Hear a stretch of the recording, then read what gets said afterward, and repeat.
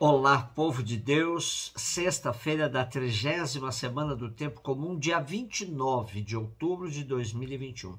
A nossa reflexão de hoje é a partir de Romanos 9, de 1 a 5 e de Lucas 14, de 1 a 6. Irmãos, não estou mentindo, mas em Cristo digo a verdade, apoiado no testemunho do Espírito Santo e da minha consciência. Tenho no coração uma grande tristeza e uma dor contínua, a ponto de desejar ser eu mesmo segregado por Cristo em favor de meus irmãos, os de minha raça. Eles são israelitas, a eles pertencem a filiação adotiva, a glória, as alianças, as leis, o culto, as promessas e também os patriarcas. Deles é que descende, quanto à sua humanidade, Cristo, o qual está acima de todos. Deus bendito para sempre. Amém. Os próximos capítulos, a partir da perícope de hoje até o capítulo 11, temos Paulo levantando uma questão muito cara ao apóstolo. Como é que os seus irmãos privilegiados por Deus agora ficam fora da salvação? Essa preocupação sempre acompanhou o apóstolo. Ele tinha consciência de que Deus havia escolhido Israel para ser um povo sinal de sua presença na história. Mas ele via com sofrimento a rejeição dos judeus em relação a Jesus Cristo. Paulo busca argumentos da própria Bíblia hebraica e discute em tom familiar para convencer seus parentes de sangue. Na verdade, a questão do povo eleito é fruto de muitas ambiguidades até hoje, pois ser eleito não significa superioridade, mas sinal da bondade de Deus na história. Israel é eleito para ser, podemos dizer, sacramento da aliança que Deus fez com o seu povo, no sentido universal e não étnico fechado.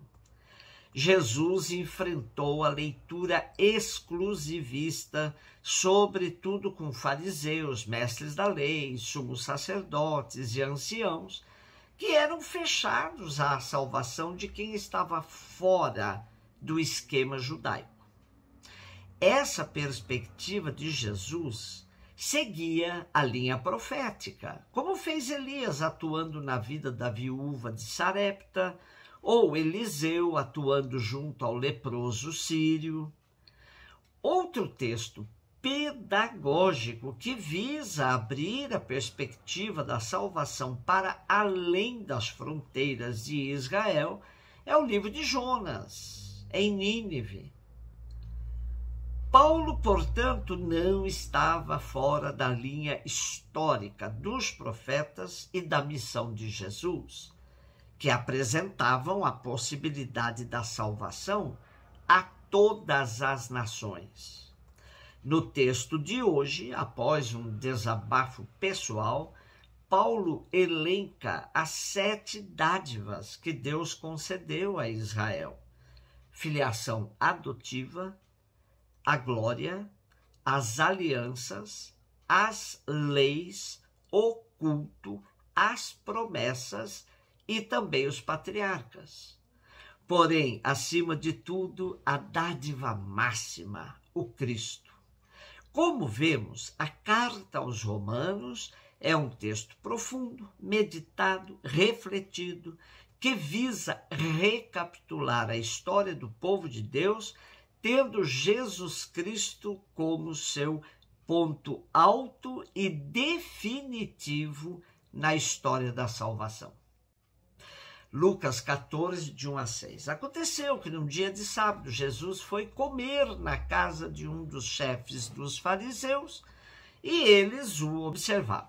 Diante de Jesus havia um hidrópico, Tomando a palavra, Jesus falou aos mestres e aos fariseus.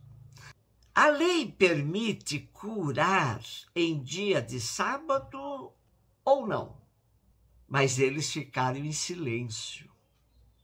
Então Jesus tomou o homem pela mão, curou-o e despediu-o.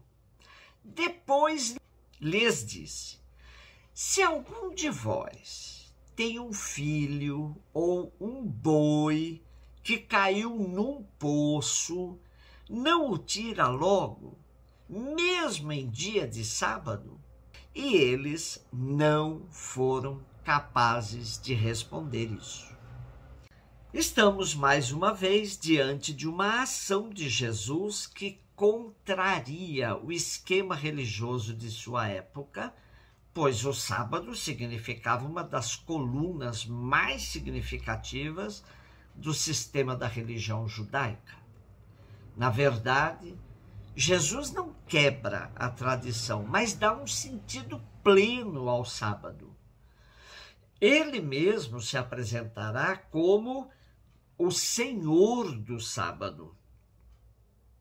Ele não revoga a lei, mas quer que ela esteja a serviço do povo, da humanidade, e não o seu contrário, ou seja, o povo a serviço da lei.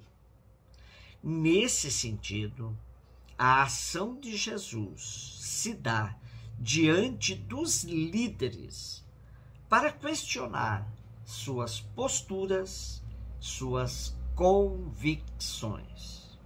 A lei, quando nasce, tem um sentido até libertador, garantindo aos trabalhadores um dia de descanso. Porém, as autoridades conseguiram transformá-la em escravidão, pois fazem uma leitura fechada da lei. Por isso, frente aos questionamentos de Jesus, eles se calam. Ficam incapazes de responder, revelando assim que têm consciência da ambiguidade deles frente ao cumprimento da lei. Quando Jesus diz: se algum de vós tem um filho ou um boi que caiu num poço, não o tira logo, mesmo em dia de sábado? Eles não respondem. E Jesus, com isso, está tirando a máscara dos seus opositores e revela com clareza que há outras maneiras de ler a lei. E na prática, Jesus faz isso. Creio que nós somos questionados hoje quanto à função da lei na nossa sociedade. Uma mãe de família, nesses dias, furtou um pacotinho de miojo e, interrogada, ela disse: estava com fome. E o juiz argumentou que ela representa um perigo para a sociedade. Esse argumento do magistrado nos instiga a pensar quais são as verdadeiras ameaças à convivência social. A conivência do sistema judiciário, do pessoal do Ministério Público, que cresceu tanto nos últimos tempos, com os focos reais de malversação dos recursos, que deveriam servir sobretudo aos pobres, é de conhecimento de todos. Como fazer com que a lei, de fato, esteja a serviço de todos, como Jesus fazia? Não ignorava a lei, mas a colocava a serviço da humanidade. Um beijo no seu coração.